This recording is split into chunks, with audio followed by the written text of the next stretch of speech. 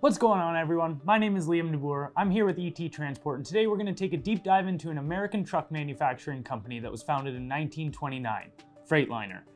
Over the course of this video, we'll recap how the company came to be and where they plan on going. So, let's get into it. Freightliner is the best-selling heavy-duty truck brand in North America, moving on average 170,000 trucks per year and taking up roughly 40% of the commercial market share. The company is best known for its heavy-duty Class 8 diesel trucks. However, they also do quite well in Class 5 to 7 truck sales. In their Mount Holly and Cleveland facilities alone, Freightliner employs over 3,000 workers. Now, let's start at the beginning of the timeline when Freightliner was founded. In 1929, Leland James was the proud owner of Consolidated Freightways, or CF for short, which was a company out of Portland, Oregon, specializing in freight services and logistics. However, Leland started to realize that there were some troubles ahead for the company as it was struggling to balance the relationship between expenses and revenue. Somewhere along the line, Consolidated Freightways was experiencing profit loss and Leland James knew just where to start. His trucks were far too expensive to run, so instead of accepting that the market had no solutions to offer his business, he decided to create his own solution: build his own trucks. Leland James then decided to start a company division with the aim of producing semi-tractors for company use. James dedicated a portion of his CF maintenance facility to his new company, Freightways Manufacturing. James and his new company would take inspiration from Figeac vehicles, which at the time were known for building buses, trucks, and tractors. This is what led Freightway Manufacturing to adopt the cab over front axle design, as it was a staple within the Figeac lineup of vehicles. This design was important because seeing as the truck was shorter in length, it allowed Freightways to use a longer trailer while remaining in compliance with the stringent length laws at the time. Deciding to keep in line with the company name, Freightways Manufacturing decided to brand its truck production under the name Freightliner. In addition to their shorter length, the company also placed an emphasis on weight reduction to maximize the use of engine power, seeing as these trucks were expected to climb mountain grades in the western United States. Up until 1942, these trucks were used under the Consolidated Freightways banner. However, this year was pivotal for two reasons. One, Leland James debuted the first truck with an all-aluminum cab, and two, World War II.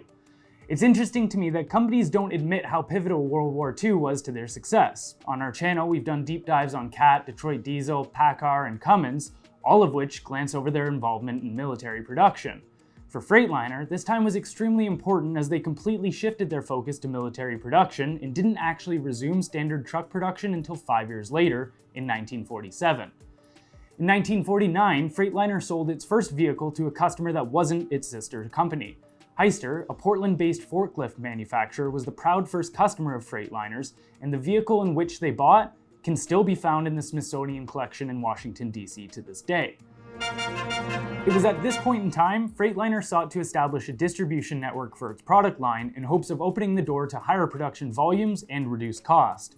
It'd be in 1951 that Freightliner entered into an agreement with White Motor Company of Cleveland, Ohio. At this time, White Motor Company was one of the largest truck manufacturers in the United States and sold revolutionary Freightliner cabovers under the name White Freightliner co-branding. In an effort to further shorten the cab, Freightliner developed a new design which was referred to as an overhead-mounted sleeper. Although this innovation didn't go according to plan, and the shovel-nosed cab was retired in 1954 in favor of the new, taller, flatter WFT design, which offered a 4x4 Mountaineer system. This design would be elaborated upon for the years to come, and in 1958, the cab was updated to tilt forward 90 degrees, which greatly increased access to the engine. The 1960s would bring new challenges to the company. Import tariffs were imposed by Canada. Yet again, Freightliner decided this wasn't a challenge but rather an opportunity and opened its first Canadian manufacturing facility in 1961 in Burnaby, British Columbia. In an effort to increase production within the United States, the company opened assembly plants in Chino, California and Indianapolis, Indiana, and a second facility in Portland dedicated to parts production. Just around the corner in the 1970s, Freightliner's partners, White Motor Company, started to have troubles. WMC had expanded into appliances and agricultural equipment, which consumed capital but failed to yield a return. This caused a relationship between Consolidated Freightways and White Motor Company to become frayed. By 1974, the relationship was in such peril that the distribution agreement was terminated, and Freightliner Corp. Became a freestanding manufacturer and distributor. While this was happening, Freightliner introduced its first conventional model, which was an adaptation of the high cab over engine mainstay product. High COEs at the time accounted for well over 50% of the US market. At this point, there was still a 55-foot bumper-to-tail light regulation on overall length. However, more popular on Western roads were conventional truck builds as they offered more convenient ingress and egress, a smoother ride, and easier access to the engine for servicing, something that was quite common in the harsh driving terrains of the West Coast. The year 1979 was monumental for Freightliner, and the trucking and truck manufacturing industries as a whole. This was the year that President Carter signed bills into law deregulating transport both on the ground and in the skies. The deregulation completely changed the economic landscape of trucking and removed the system of regulated carriage that protected carriers and instead allowed for more competition. Just 3 years later, even more deregulation was introduced, again, not favoring the company. The Surface Transportation Assistance Act relaxed the weight and length standards and imposed a new tax on heavy trucks and the tires they used. Consolidated Freightways, a traditional, unionized carrier that flourished in the pre-regulation era, realized if they were to stay independent, they'd soon crumble to increased taxes and competition. This led to the sale of its truck manufacturing business, and the Freightliner brand was absorbed by Daimler-Benz, which provided an increased management attention and financial resources the company was lacking. In 1985, Freightliner took use of its parent company patents and introduced a new medium conventional series, the FLC 112 to be exact, which used the passenger portion of the cab from the recently introduced Mercedes-Benz LK.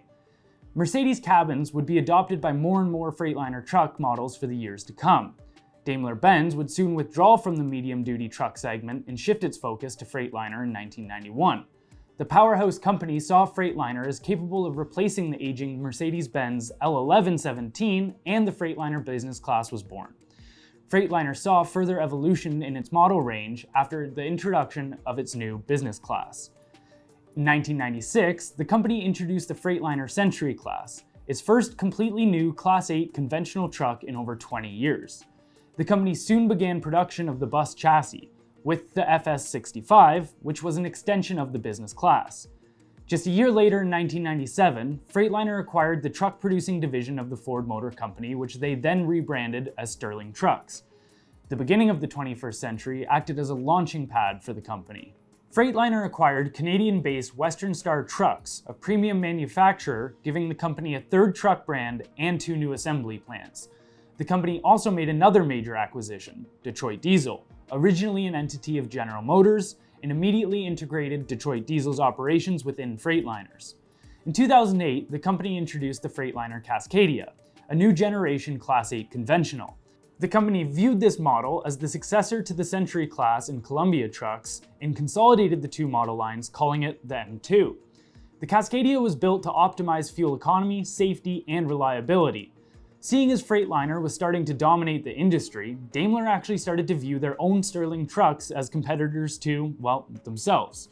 After deciding Sterling trucks had substantial model overlap with Freightliner and that Sterling was losing its market share, Daimler decided to discontinue Sterling trucks. So where's the company now, and where are they headed? Well, they are currently major competitors in both the sustainable fuel and autonomous truck markets. In 2015, the Freightliner Inspiration was unveiled near the Hoover Dam, which was the first road-licensed autonomous semi-truck that was loosely based on a Cascadia. However, much like the autopilot systems of an airliner or a Tesla, these trucks still require operator presence. These breakthroughs led to the 2019 announcement that Daimler would be halting all of its internal combustion engine development initiatives as part of its efforts to embrace electric vehicles. Very recently, in December 2020 to be exact, Freightliner ran into some legal troubles and was given a court order to improve safety, and the company was fined $30 million after an investigation found that Freightliner had failed to recall dozens of known safety defects in its vehicles. In 2019 alone, Freightliner was forced to issue recalls 24 separate times by the National Highway Traffic Safety Association, and there have been over 100 recalls total on its flagship truck, the Cascadia. After a judge found that Freightliner had no systems in place to track faults, Freightliner was ordered that $5 million of the fine be applied to upgrading outdated paper-based systems. What I find particularly funny about this lack of safety debacle is if you go and watch Freightliner's own history of their company, they claim all of their safety changes over the last few years have been done preemptively with the customer in mind. Well, that's all from me, folks. Where does Freightliner rank in your favorite truck manufacturers? Let us know in the comments below. If you did enjoy this video, we've done a few others on companies like Cummins, Detroit Diesel, and CAT, which you can find on our channel. Also, don't forget to like and subscribe to keep up with new content, and we'll see you next time.